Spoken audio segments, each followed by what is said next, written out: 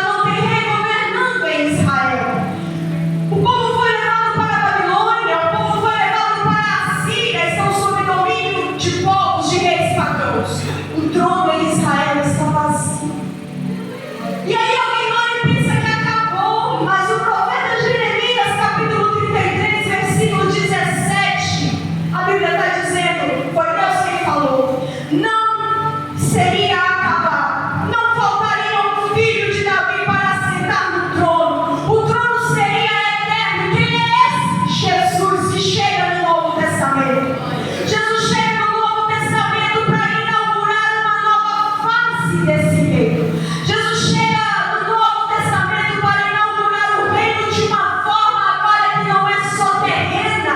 Jesus está chegando para dizer assim: olha, quando Deus chamou Abraão e fez dele uma grande nação, Deus governou sobre o povo. O povo pediu um rei, Deus ungiu homens para que reinasse sobre Israel. Aqueles homens reinaram, mas Deus continuou com a autoridade. Passa um tempo, o povo de Israel é levado cativo. O trono fica vazio, mas não por muito tempo, porque Deus já havia liberado uma palavra de que não voltaria um filho de Davi para se assentar sobre o trono. Então é Jesus, a descendência de Davi, para mostrar que o trono, que o reinado de Deus é eterno.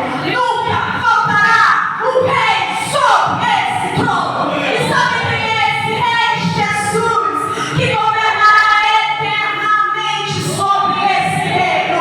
Jesus está chegando no Novo Testamento para cumprir o que o Antigo já dizia: esse reino é eterno, esse reino não tem fim, esse reino será destituído, e quem faz parte desse reino sempre será cuidado.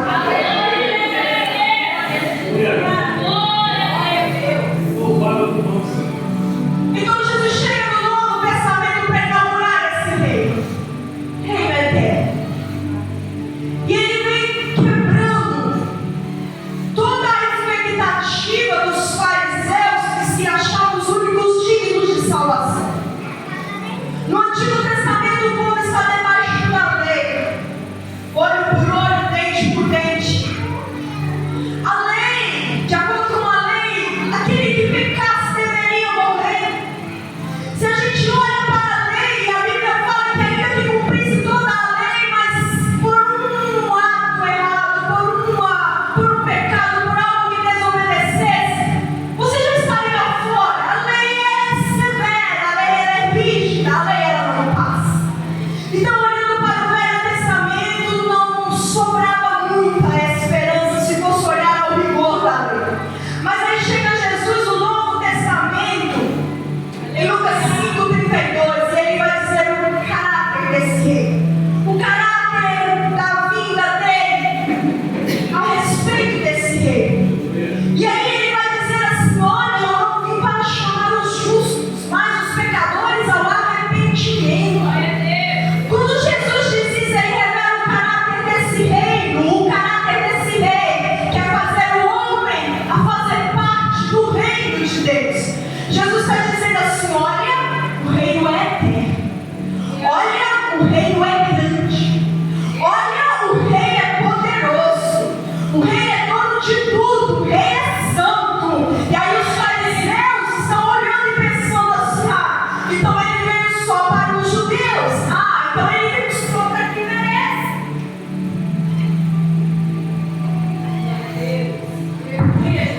Mas aí Jesus chega dizendo: eu não vim para os justos, eu vim para os pecadores. Jesus está dizendo assim: a porta do reino está aberta para os pecadores que se arrependam e queiram entrar. Jesus está dizendo: o reino que eu vim inaugurar não é o reino para alguns, é o reino para todos. Todos quem? Todos os pecadores que se arrependerem. Jesus não está vindo para chamar por exclusividade. Jesus está vindo para chamar ao arrependimento e está dizendo: eu vim para convidar para o meu reino. E quem quiser se arrepender tem lugar nesse reino também. Jesus chega para ensinar a respeito desse reino. E quando a gente vai olhar os evangelhos, a maioria deles Jesus está falando a respeito desse reino. E aí ele começa a falar através de parábolas para facilitar o entendimento daqueles que ouvem. E aí Jesus usava algumas coisas do contexto do povo naquela realidade, naquele momento, naquela cultura, para que eles compreendessem a respeito do que Jesus estava falando. E aí ele vai usar em algumas parábolas, ele vai falar sobre o vinho, em outras parábolas, semente, mostarda, fermento, ovelha, uva, vinha, para trazer o entendimento deles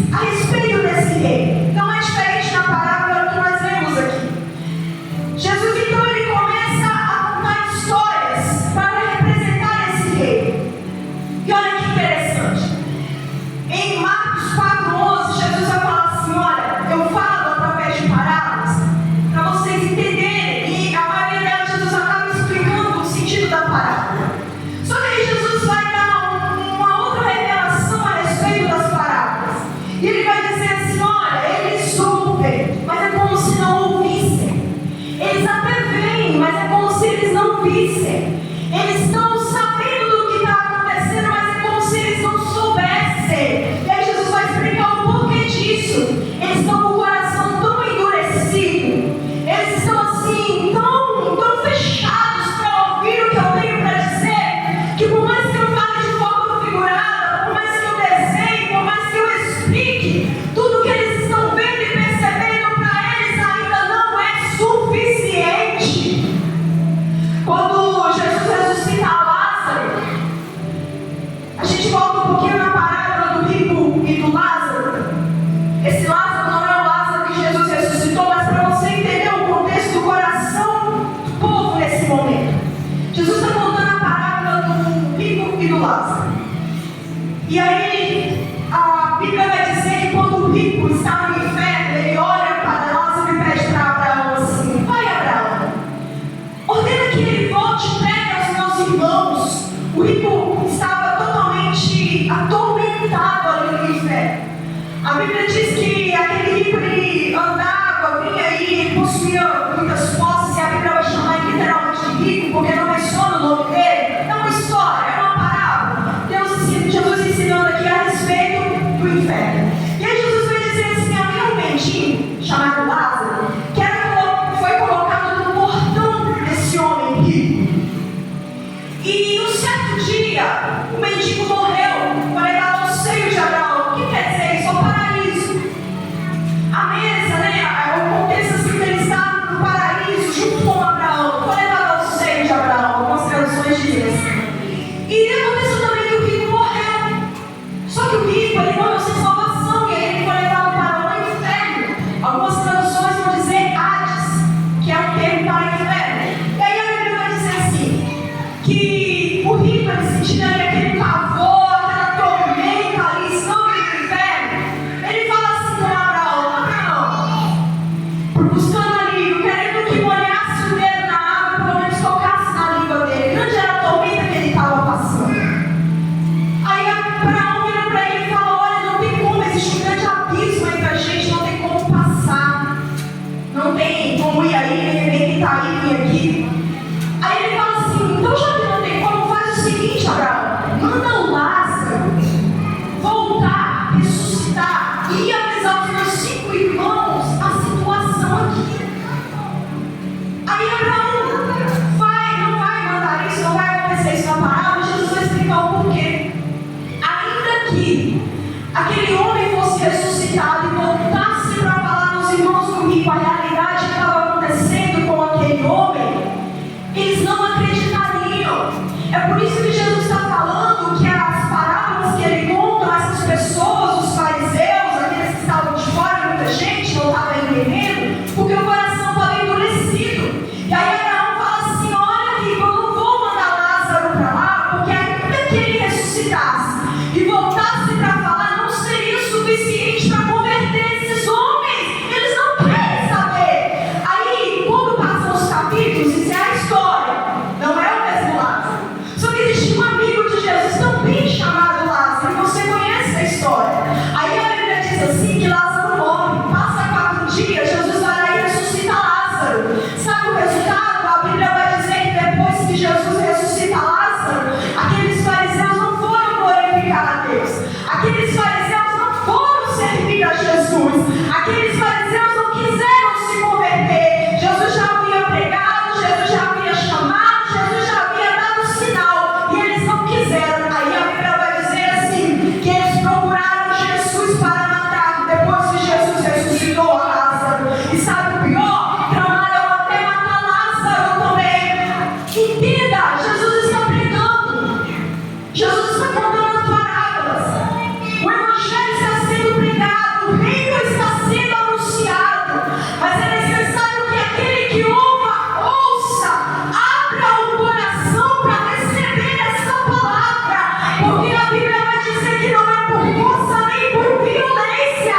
Jesus não arrasta ninguém. A Bíblia vai dizer, onde nós lemos nessa parábola, que o convite foi feito, muitos negaram, e aí ele convidou de novo, e aí negaram da segunda vez. O que aconteceu? O convite foi feito a outro. Nessa noite Jesus está dizendo: o convite está sendo feito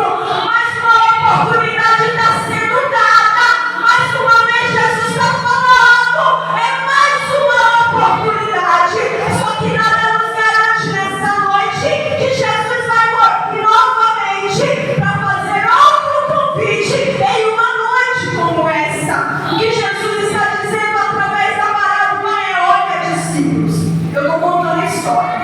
Eu estou chamando. Mas nem todo mundo que ouve consegue entender, porque já está com o coração fechado. Mas nessa noite, aonde tem uma alma precisando de Jesus e me ouve nesse momento, há liberdade para o Espírito Santo, para esse coração se abrir, o convite tocar e Jesus salvar mais um nessa noite aqui.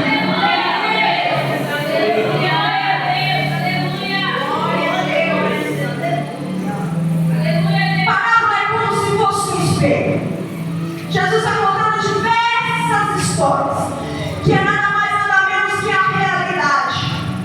E aí, quando se olha para esse espelho, tem duas opções.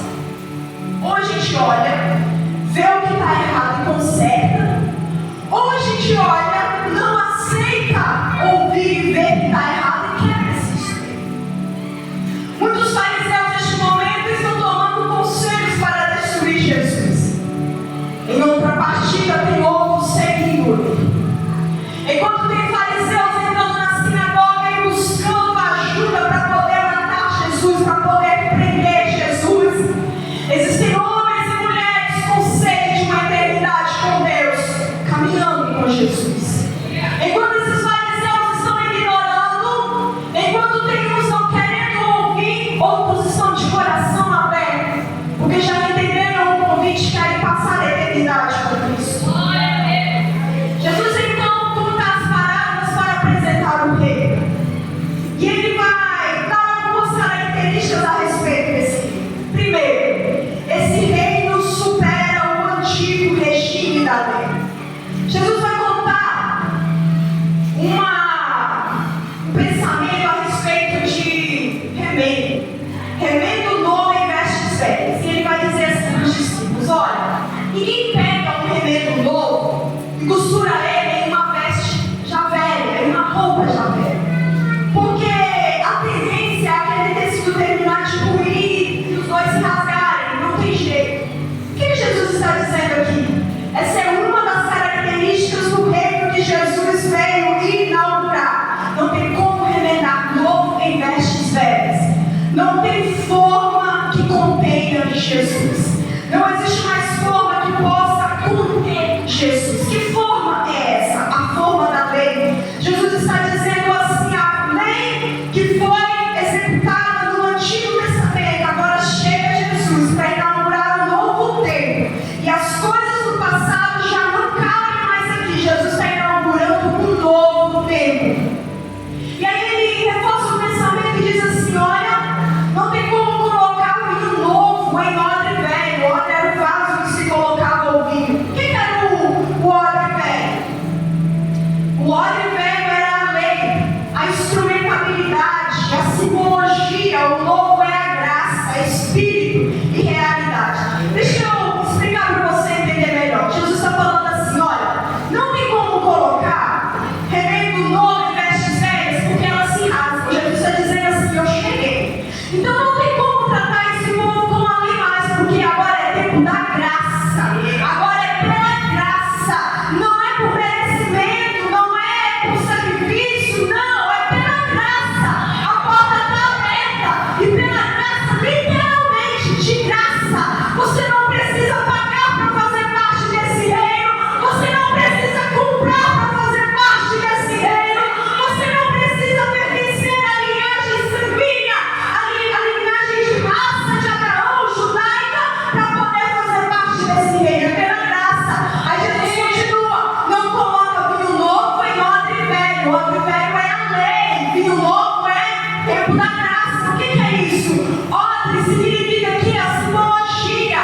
O antigo era símbolo, agora é pela graça, agora é espírito e realidade. Para você entender melhor, no Antigo Testamento, dentro do templo, havia uma cortina muito espessa, muito grossa, que separava o santo do santo dos santos, o santo dos lugares santíssimos. E aí, de acordo com a lei do Antigo Testamento, de acordo com a lei, só entrava na presença, só orava, só oferecia sacrifício, só pedia perdão. O sacerdote, que era preparado durante um ano para poder do Santíssimo, porque se não estivesse preparado, ele morria. A história conta ainda que ele entrava com campainhas, com uma corda e campainhas ao redor do corpo, porque se parasse de fazer barulho, quem estava do lado de fora entendia: olha, ele morreu, vamos puxar o corpo. Isso era a lei. Jesus está chegando para acabar com isso.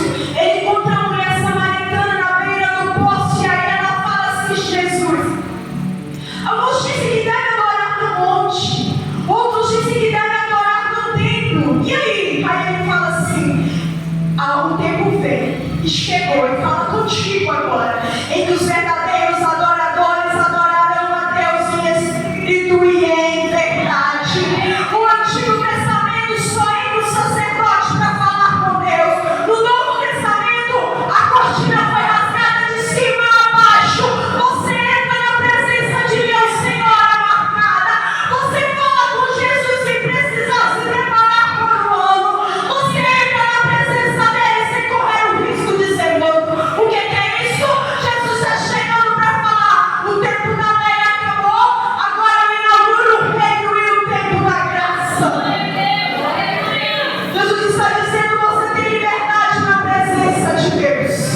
Ninguém precisa falar com Deus a respeito de você, por você não poder falar. Não existe isso. Você tem liberdade. Nesse momento, se você fecha os seus olhos e começa a falar com Deus, neste momento, se você fecha os seus olhos e eleva os seus pensamentos ao Senhor, Ele te ouve na mesma hora. Você não precisa entrar no lugar santíssimo. Você não precisa amarrar campainhas ao redor do corpo. Você não precisa ser sorteado em um sorteio. Você não precisa fazer parte da descendência sacerdotal para poder fazer isso. Existiram pessoas que nem conseguiram chegar, morreram antes, não tiveram a oportunidade de entrar no Santíssimo, no Santo dos Santos. Mas você tem essa oportunidade, sabe por quê? Porque Jesus chegou para inaugurar um novo tempo. Jesus chegou para inaugurar o tempo da graça. Jesus chegou para inaugurar o reino de Deus na terra. E aí Jesus está dizendo: passou.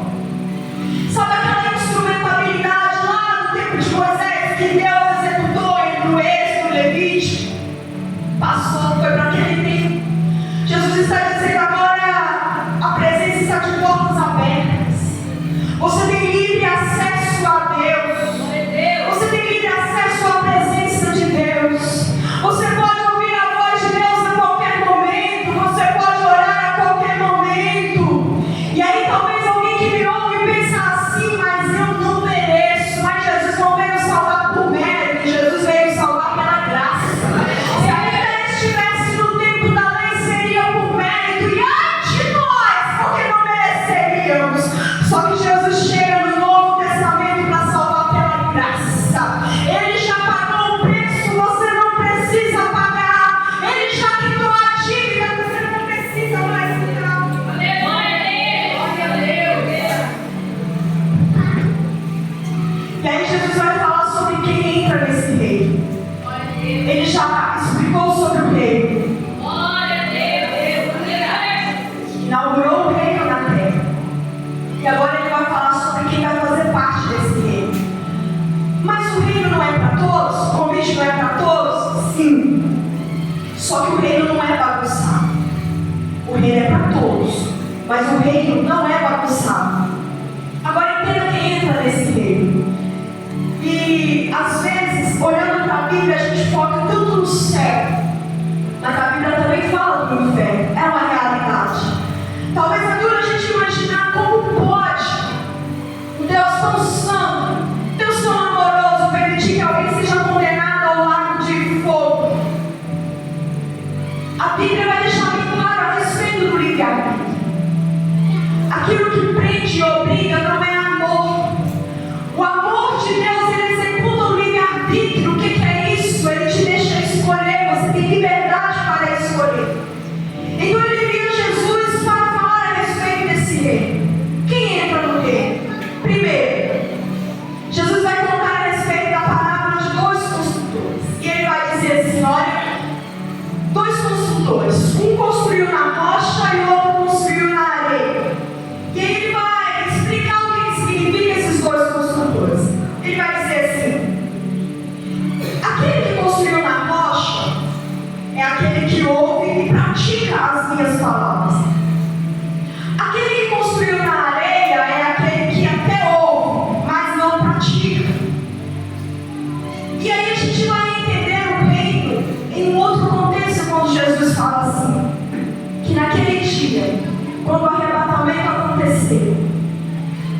muitos dos que não entrarem nas mansões celestiais vão dizer assim para Deus: Senhor, em teu nome nós pregamos, Senhor, em teu nome nós expulsamos demônios.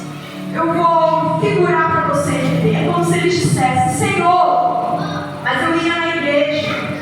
Senhor, por que eu não fui salvo? Eu também orava. Senhor, por que eu não posso entrar? Eu também era membro. Senhor, por que meu nome não foi chamado? Eu também participava das reuniões. Aí a gente vai entender, voltando aqui para a parábola dos dois construtores. Entenda a moral da história. Esses dois construíram. Os dois construíram. Só que um construiu na areia e o outro construiu na rocha. Os dois construíram. Uma casa foi derribada e a outra não. A diferença aqui estava na forma onde construíram. Se quem construiu na rocha é quem ouve e pratica, e quem construiu na areia é quem ouve e não pratica, para você entender, quem construiu na areia, ele até ouvia, ele até vinha na igreja, ele até era membro, ele até participava, mas ele não praticava. Os dois pregaram, os dois cantaram, os dois evangelizavam, os dois louvavam, os dois faziam campanha, os dois iam para a igreja, os dois eram membros. A diferença estava na conduta de um e de outro.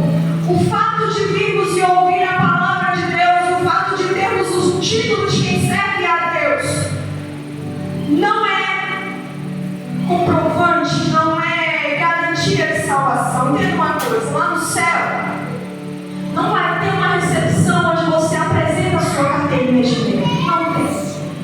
A necessidade de servirmos a Deus em espírito e em verdade é justamente essa. E aí Jesus vai dizer que aqueles a quem Ele ama, Ele repreende para que haja conserto.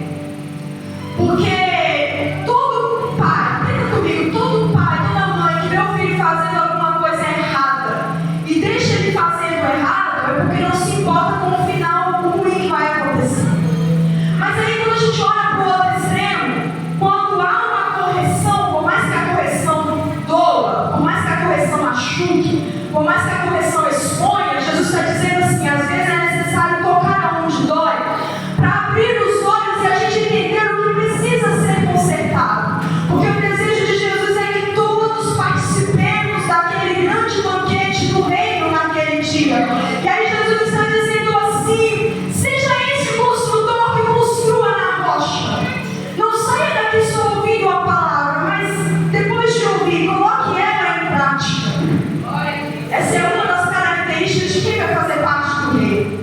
E aí Jesus continua falando desse reino, e ele vai contar uma outra característica desse reino. O reino de Deus é um reino que busca.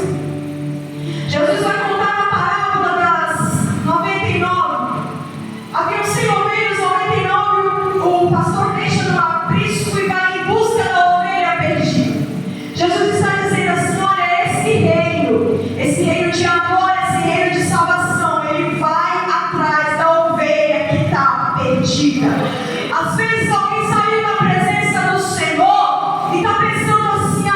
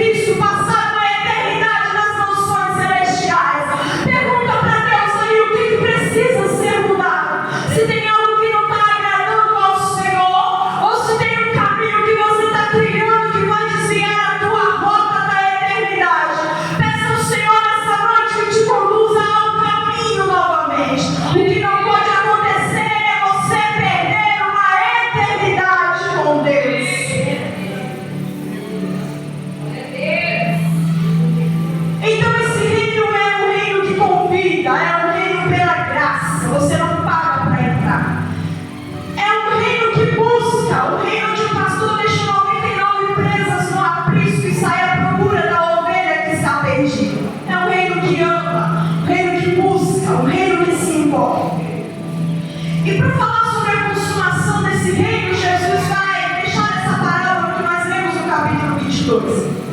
Jesus vai mostrar como vai ser os finalmente desse reino. Agora entenda, o rei, simbolizando Deus, manda os seus mensageiros, os seus súditos, a convidarem as pessoas daquele reino, manda os seus mensageiros a convidar os súditos, as pessoas daquele reino, que pertenciam àquele reino, para umas bodas de casamento, que seria a festa de casamento. Para você entender o contexto da parábola, entenda aqui: Deus é o rei, Jesus é o filho desse rei que vai casar, e essa noiva aqui é a igreja.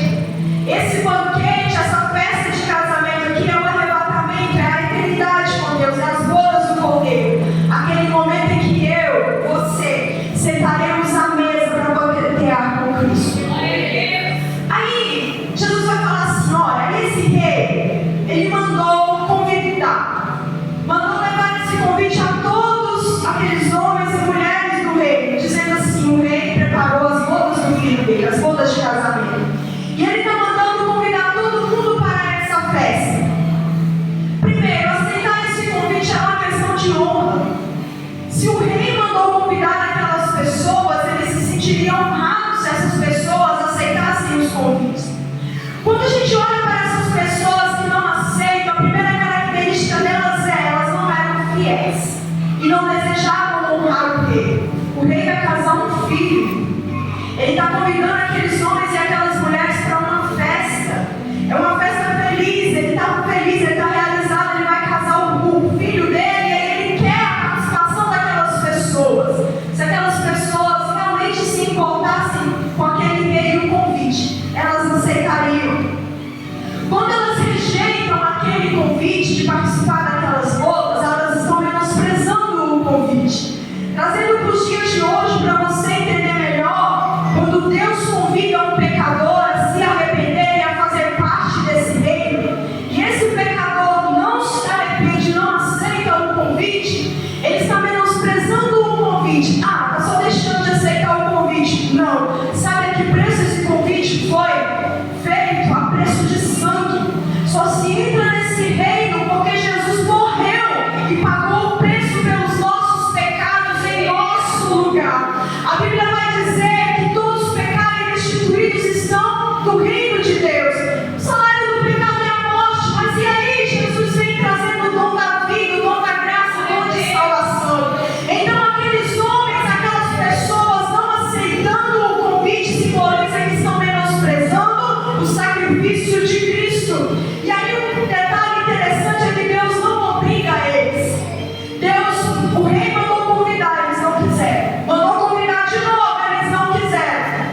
Acabou o convite. É livre-arbítrio. E esse convite que está sendo feito aqui, Jesus vai deixar uma outra parábola para simbolizar esse convite. O convite da semeadura. A Bíblia vai dizer, através da parábola de Jesus, o seguinte: saiu o semeador a semear sementes pelo caminho. E aí, algumas sementes caíram à beira do caminho.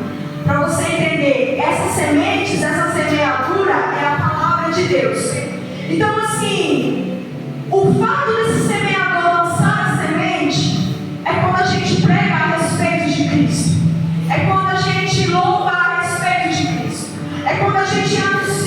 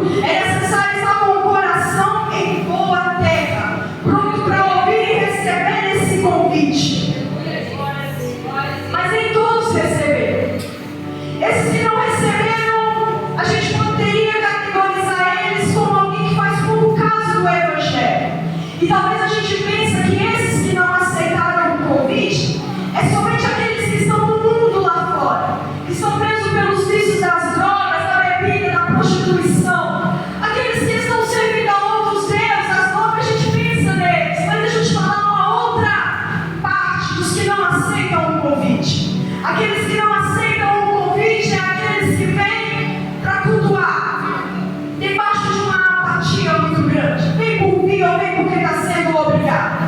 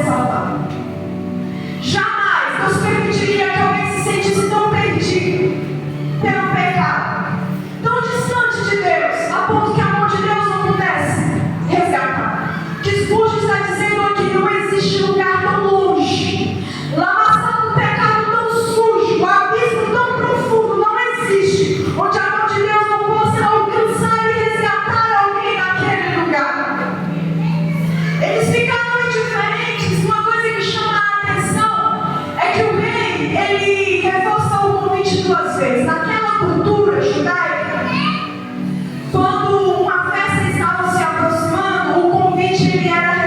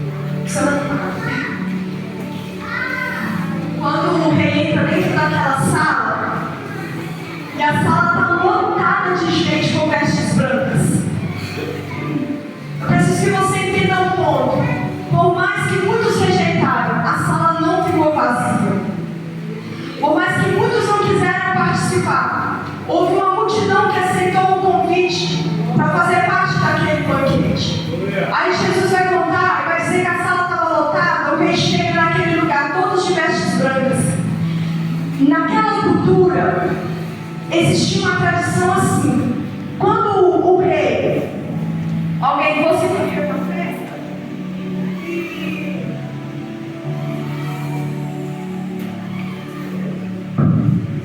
fazer uma festa, de gala, era obrigação daquele que estava dando a festa distribuir roupa para os convidados.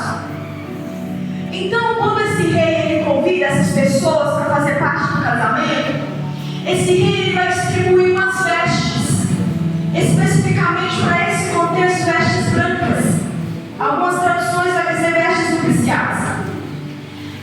E se aceitou o convite, os convidados precisavam ir nessa festa com essa roupa que foi entregue pelo anfitrião da festa. Aí, quando o rei entra dentro da sala, estão todos sentados ao redor da mesa. E ele começa a olhar aqueles convidados. E ele vê um homem naquela festa que não está com roupas brancas. E aí, às vezes assusta um pouco o último versículo que nós lemos, porque o rei vai dizer assim aos seus súditos: olha, pega esse homem e joga ele nas trevas exteriores, ali haverá pranto e ranger de dentes. Agora entenda o contexto aqui comigo, eu já estou finalizando. O rei entregou vestes para aqueles que aceitaram o convite, e todos aqueles